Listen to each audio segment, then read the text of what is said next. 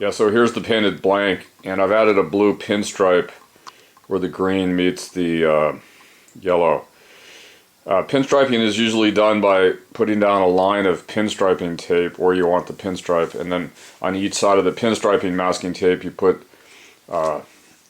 additional masking tape, and then you pull off the center pinstriping tape to leave a gap between the two pieces of tape. You then paint over the gap and remove the tape to give the pinstripe.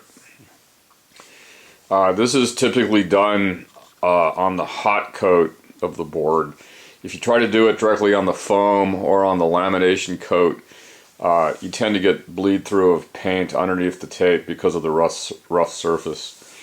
So you have to do it on the hot coat, and then to seal the pinstripe in place, usually you gloss coat over that. And I don't like to gloss coat my boards because it adds weight.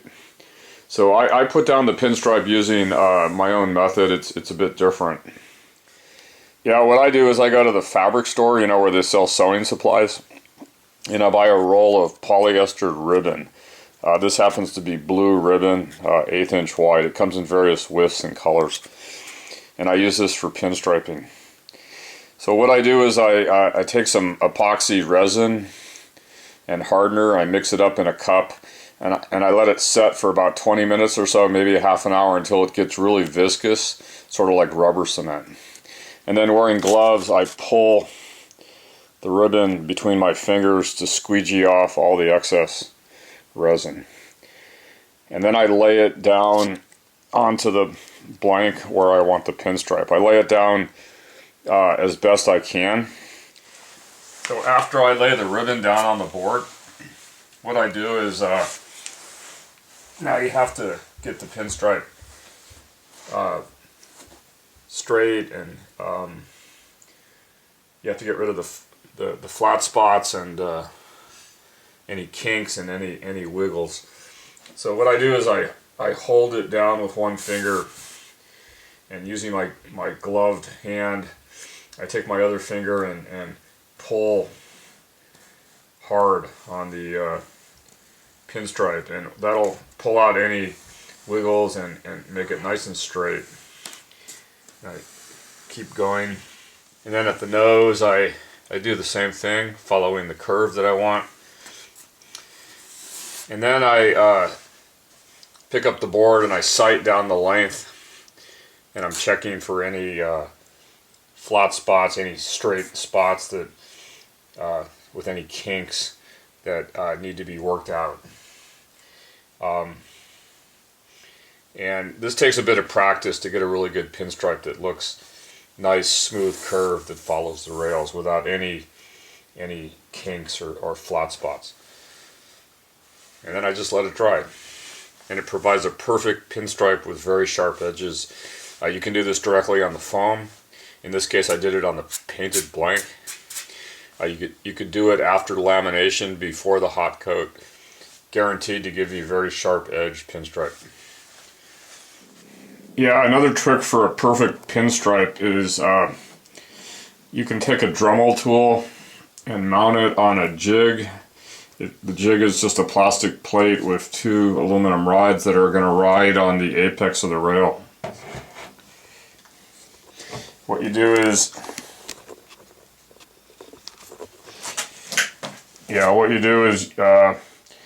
you route out a thin slot in the deck of the board by dragging the jig along the rail.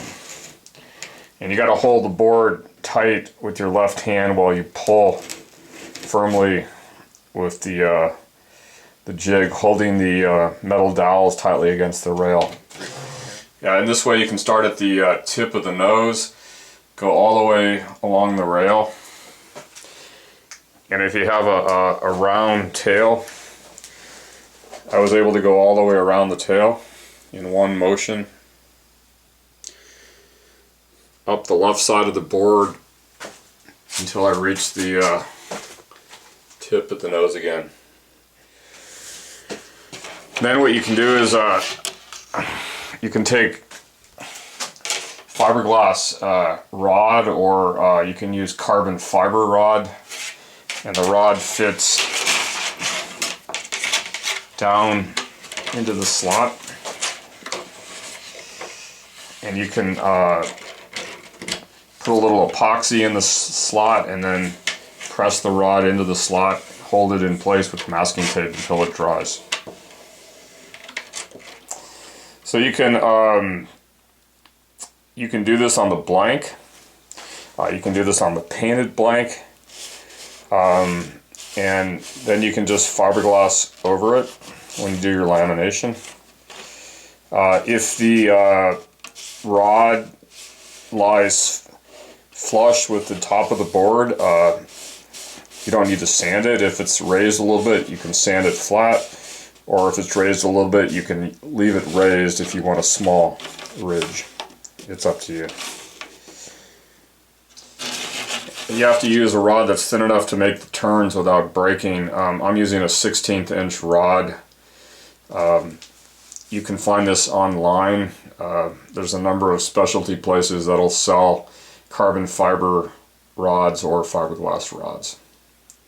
Yeah, if you make a mistake with the Dremel tool, like a wiggle in the groove or a section that's too wide, just fill it with epoxy plus glass bubbles, sand it flat, and then go through the section again with the Dremel tool.